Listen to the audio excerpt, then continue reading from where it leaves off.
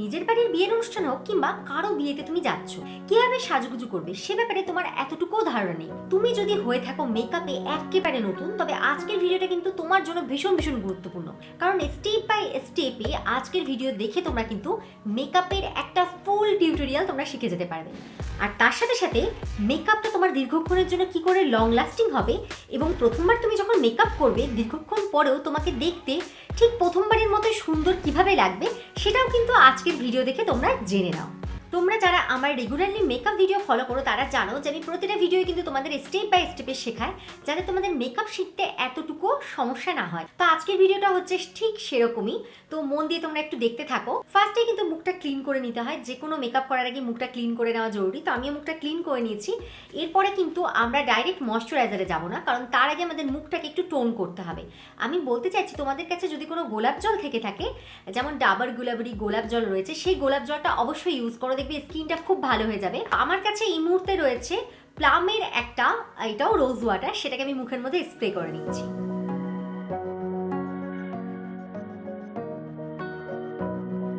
আমার মুখের মধ্যে এটা স্প্রে করা হয়ে গেছে।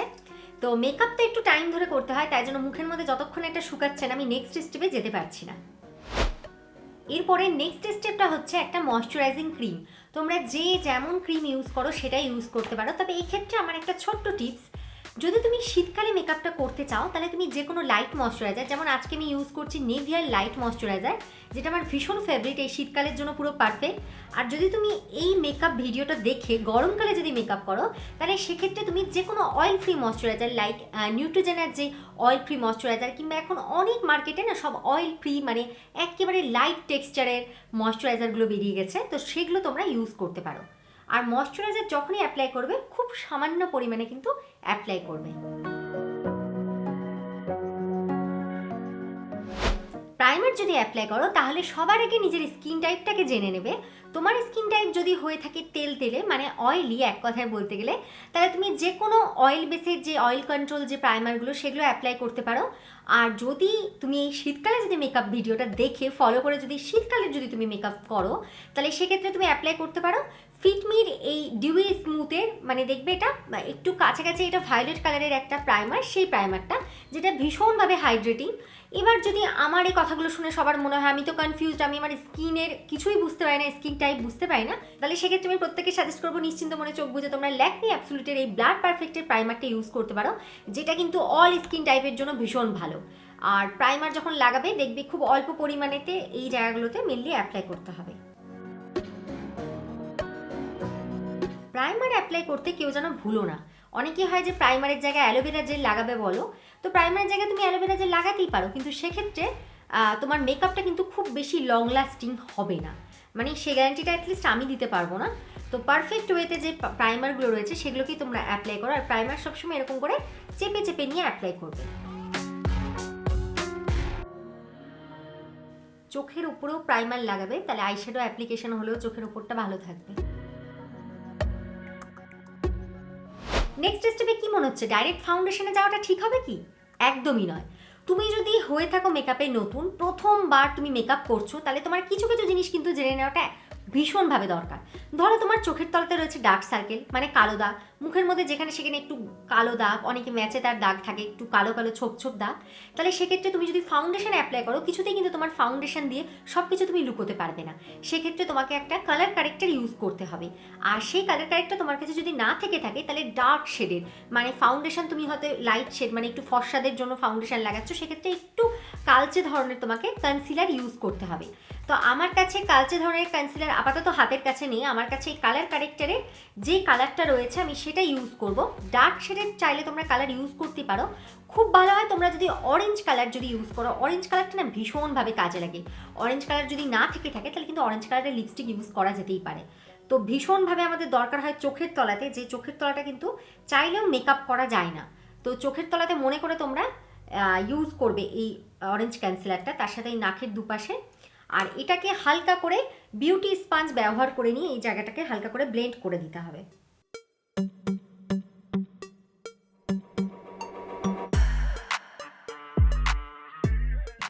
নেক্সট নেক্সট আমরা চলে যাবো একেবারে ফাউন্ডেশনে। ফাউন্ডেশন যেরকমটা ইচ্ছে ইউজ করতে পারো। তো আজকে আমি ইউজ করছি ল্যাকমি 925 এই ফাউন্ডেশনটা, যেটা ভীষণ ভালো ফাউন্ডেশন, ভীষণ ইজিলি ব্লেন্ড হয়ে যায়। এটার আমার শেড নাম্বার হচ্ছে ওয়ার্ম ন্যাচারাল। এই ফাউন্ডেশনটার যেটা সব থেকে ভালো জিনিস সেটা হচ্ছে এই অ্যাপ্লিকেটারটা, আমার দারুণই লাগে।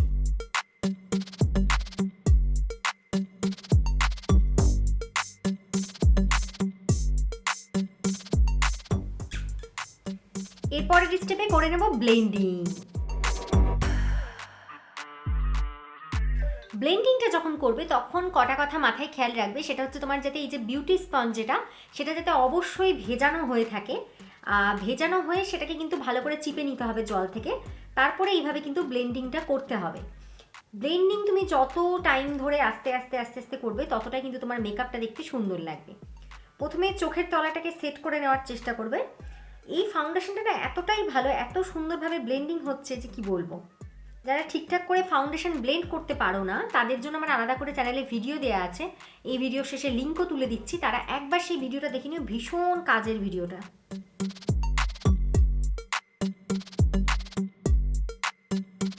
ফাউন্ডেশন তো অ্যাপ্লাই হয়ে গেছে। নেক্সট স্টেপে আমাদের অ্যাপ্লাই করা উচিত একটা কনসিলার। কনসিলারটা আমরা অ্যাপ্লাই করি এই কারণেই, কারণ পুরো মুখটা আমাদের দেখতে ফ্ল্যাট লাগে, যে কারণে চোখের তলাতে নাকের ওপরে একটু কনসিলারের দরকার হয়, সেই জায়গাগুলোকে বিশেষত একটু ভালো দেখানোর জন্য, একটু উজ্জ্বল দেখানোর জন্য অন্যান্য পোর্শনের তুলনায়। তো আজ আমি ইউজ করছি এলে গালের একটা কনসিলার, যেটার শেড আই থিঙ্ক এটার মিডিয়াম বেজ। হ্যাঁ, এটা মিডিয়াম বেজ শেড ইউজ করছি।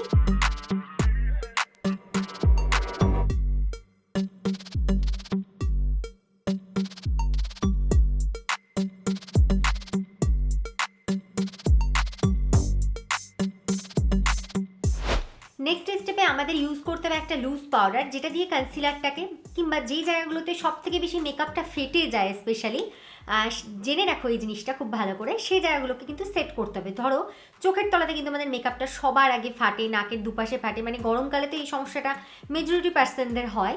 তো এবার আমি কি করবো, চোখের তলাটাতে এই লুজ পাউডারটা, এটা হচ্ছে পন্সের ড্রিম ফ্লাওয়ারের যে পাউডার পাওয়া যায় সেই পাউডারটা, সেটা দিয়ে আমি সেট করে নেব।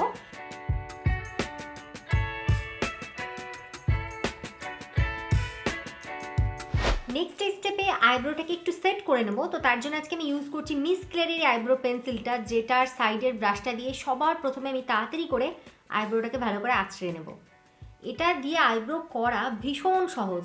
তো কিভাবে তুমি তোমার সঠিক ওয়েতে আইব্রো আঁকবে সেটা আজকে দেখে তোমরা ঝটপট করে শিখে নাও।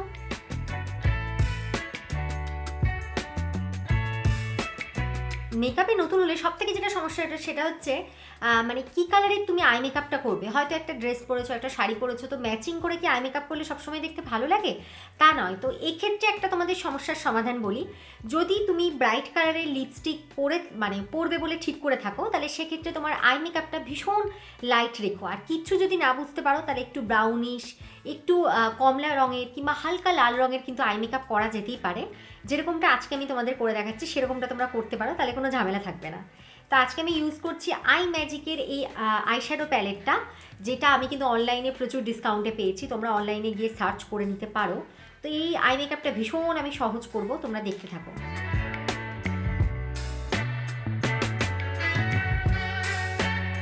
আমি জাস্ট সিম্পল একটা কালার নিয়ে, এটা হচ্ছে হালকা একটা পিচিশ কালার, যেটাকে নিয়ে আমি আমার হোল আইলিডের মধ্যে ছড়িয়ে দিচ্ছি। এই আই মেকআপটাও দেখতে কিন্তু ভীষণ ভালো লাগে।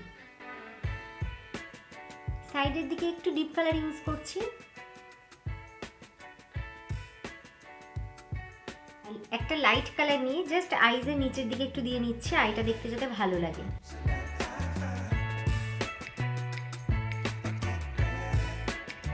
আর সবার শেষে এই প্যালেট থেকে একটা শিমারি কালার নিয়ে আমি আমার জাস্ট আইজের ওপর দিকে দিয়ে দিচ্ছি।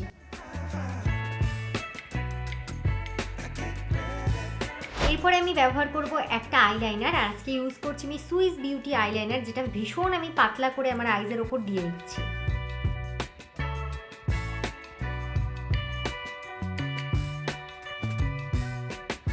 এরপর আমি ব্যবহার করছি ব্ল্যাক কালারের একটা কাজল, যেটাকে আমি আমার শুধুমাত্র ওয়াটার লাইনে ব্যবহার করব, আর দরকার পড়লে নিচের দিকে একটু ব্যবহার করব। নেক্সট ব্যবহার করছি মেবেলিন ওয়াটারপ্রুফের একটা মাস্কারা। মাস্কারা তো মাস্ট ইউজ করতেই হচ্ছে। যারা যারা প্রথমবার আই মেকআপ করবে, ওহো বলতে বলতে পুরো লেগে গেল, যাই হোক এটাও আমি তুলে নিচ্ছি একটু বাদে। তো যারা যারা প্রথমবার আই মেকআপ করবে তারা কিন্তু ফলস ল্যাশ পরতে যেও না, কারণ ফলস ল্যাশ সবাই প্রথমবার পরতে পারে না। সেক্ষেত্রে তোমরা ল্যাশ পরবার অনেক ভিডিও ইউটিউবে দেখতে পাবে, তার মধ্যে আমারও অনেক ভিডিও রয়েছে, তোমরা সেগুলো একবার হলেও ফলো করে নিও, তাহলে সেক্ষেত্রে অনেক সুবিধে হবে ল্যাশ পরতে। তো সবার শেষে যেটা করে নেবো সেটা হচ্ছে একটা কন্ট্রোলিং তো করতেই হচ্ছে। আর কন্ট্রোলিংয়ের জন্য আজকে আমি ইউজ করছি একটা প্যান স্টিক বলতে গেলে। তো প্যান স্টিকটা আমি লাগিয়ে নেব।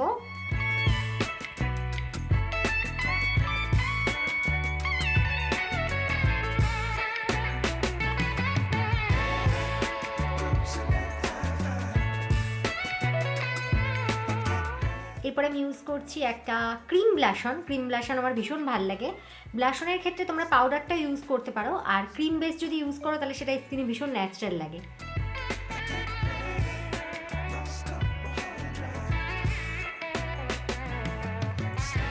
সবার শেষে কম্প্যাক্ট ইউজ করতে হবে, তো সবার শেষে আমি কম্প্যাক্ট এই মুহূর্তে ইউজ করে নিচ্ছি। ভীষণ অল্প অল্প করে কম্প্যাক্ট ইউজ করো। সবার শেষে ইউজ করতে হবে একটা সেটিং স্প্রে। আজকে আমি ইউজ করছি ফেসেস কারেন্টের এই সেটিং স্প্রেটা। তো সেটিং স্প্রে ইউজ করলে ফুল ফেসের মেকআপটা সুন্দর করে সেট হয়ে যাবে, তার সাথে সাথে হবে লং লাস্টিং।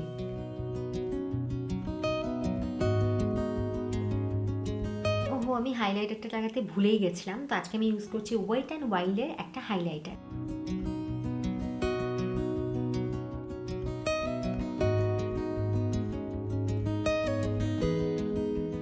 আজ আমি এই আইব্রো পেন্সিলটা দিয়ে আমার লিপ লাইনারটাকে ড্র করে নিয়েছি, যেটা ভীষণ সুন্দর করে দিয়েছে আমার ঠোঁটটাকে। এরপরে ইউজ করছি এই মুহূর্তে আমি একটা নাইকা লিপস্টিক, এটা হচ্ছে পিওর রেড কালারের একটা লিপস্টিক।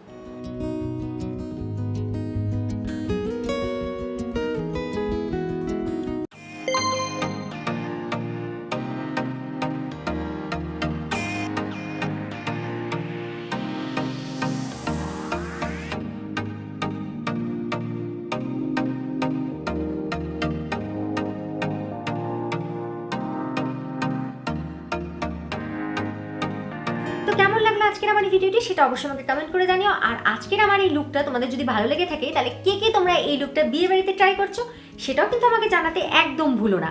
আর নেক্সটে থাকবে তোমাদের জন্য আরও অনেক অনেক ধামাকেদার নতুন তো মেকআপ ভিডিওস, তার সাথে সাথে অনেক তোমাদের জন্য বিউটি টিপস।